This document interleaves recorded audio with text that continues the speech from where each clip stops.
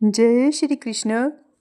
युधिष्ठिर ने पूछा, वासुदेव, आपको नमस्कार है। अब मेरे सामने यह बताइए कि चैत्र शुक्ल पक्ष में किस नाम की एकादशी होती है। भगवान श्री कृष्ण जी बोले, राजन, एकाग्रचित्त होकर यह पुरातन कथा सुनो, जिसे वशिष्ठ जी ने दिलीप के पूछने पर कहा था। दिलीप ने पूछा, भगवन, मैं एक बात सुनना चाहता हूँ। चैत्र मास के शुक्ल पक्ष में किस नाम की एकादशी होती है। वशिष्ठ जी बोले, राजन, चैत्र शुक्ल पक्ष में कामदा नाम की एकादशी होती है। यह परम पुण्यमयी है। पाप रूपी ईंधन के लिए तो वह दावा नल ही है। प्राचीन काल की बात है, नागपुर नाम का एक सुंदर नगर था, जहाँ सोने के महल बने हुए थे।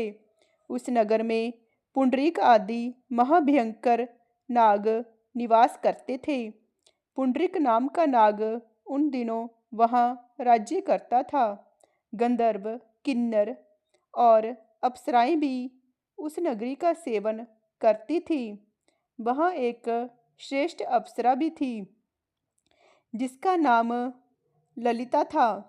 उसके साथ ललित नाम वाला गंधर्व भी था। वे दोनों पति पत्नी के रूप में रहते थे। दोनों ही परस्पर काम से पीड़ित रहा करते थे। ललिता के हृदय में सदा पति की ही मूर्ति बसी रहती थी, और ललित के हृदय में सुंदरी ललिता का नित्य निवास था। एक दिन की बात है, नागराज पुंडरीक राजसभा में बैठकर मनोरंजन कर रहा था। उस समय ललित का गान हो रहा था, किंतु उसके साथ उसकी प्यारी ललिता नहीं थी। गाते गाते उसे ललिता का स्मरण हो आया, अतः उसके पैरों की गति रुक गई और जीभ लड़खड़ाने लगी। नागों में श्रेष्ठ करकोटक को ललित के मन का संताप ज्ञात हो गया, अतः उसने राजा पुंडरीक को उसके पैरों की गति रुकने एवं गान में त्रुटि होने की बात बता दी। करकोटक की बात सुनकर नागराज पुंडरीक की आंखें क्रोध से लाल हो गई।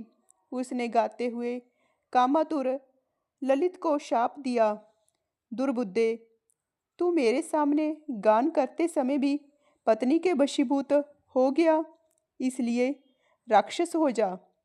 महाराज पुंडरीक के इतना कहते ही वह गंधर्व राक्षस हो गया।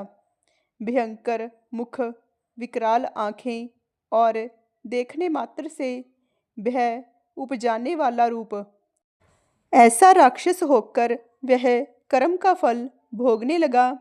ललिता अपने पति की विकराल आकृति देख मन ही मन बहुत चिंतित हुई। भारी दुख से कष्ट पाने लगी। सोचने लगी, क्या करूं, कहाँ जाऊं। मेरे पति पाप से कष्ट पा रहे हैं। वह रोती हुई घने जंगलों में पति के पीछे पीछे घूमने लगी। वन में उसे एक सुंदर आश्रम दिखाई दिया, जहाँ एक शांत मुनि बैठे हुए थे। उनका किसी भी प्राणी के साथ वैर विरोध नहीं था। ललिता शीघ्रता के साथ वहां गई और मुनि को प्रणाम करके उनके सामने खड़ी हुई। मुनि बड़े दयालु थे। उस दुखनी को देखकर वे इस प्रकार बोले, शुभे, तुम कौन हो, कहाँ से यहाँ आई हो, मेरे सामने सच सच बताओ।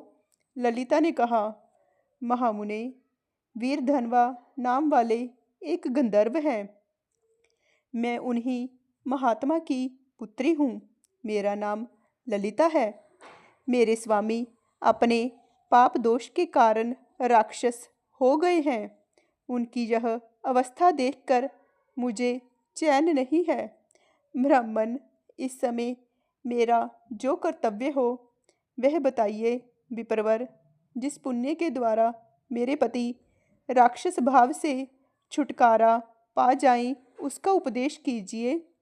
ऋषि बोले, भद्रे, इस समय चैत्र मास के शुक्ल पक्ष की कामदा नामक एकादशी तिथि है, जो सब पापों को हरने वाली और उत्तम है। तुम उसी का विधि पूर्वक व्रत करो और इस व्रत का जो पुण्य हो उसे अपने स्वामी को दे डालो। पुण्य देने पर क्षण भर में ही उसके शाप का दोष दूर हो जाएगा। राजन, मुनि का यह वचन सुनकर ललिता को बड़ा हर्ष हुआ। उसने एकादशी को उपवास करके द्वादशी के दिन उन ब्रह्म ऋषि के समीप ही भगवान वासुदेव के समक्ष अपने पति के उद्धार के लिए यह वचन कहा। मैंने जो यह कामदा एकादशी का उपवास व्रत किया है, उसके पुण्य के प्रभाव से मेरे पति का राक्षस भाव दूर हो जाए। वशिष्ठ जी कहते हैं, ललिता के इतना कहते ही उसी क्षण ललित का पाप दूर हो गया। उसने दिव्य देह धारण कर लिया, राक्षस भाव चला गया और पुनः गंधर्व तप की प्राप्ति हुई। नृपश्रेष्ठ, वे दोनों पति पत्नी कामदा के व्रत के प्रभाव से पहले की अपेक्षा भी अधिक सुंदर रूप धारण करके विमान पर आरूढ़ होकर अत्यंत शोभा पाने लगे। यह जानकर इस एकादशी के व्रत का यत्नपूर्वक पालन करना चाहिए। मैंने लोगों के हित के लिए तुम्हारे सामने इस व्रत का वर्णन किया है। कामदा एकादशी ब्रह्म हत्या आदि पापों तथा पिशाचत्व आदि दोषों का भी नाश करने वाली है। राजन, इसके पढ़ने और सुनने से वाजपेय यज्ञ का फल मिलता है। जय श्री कृष्ण।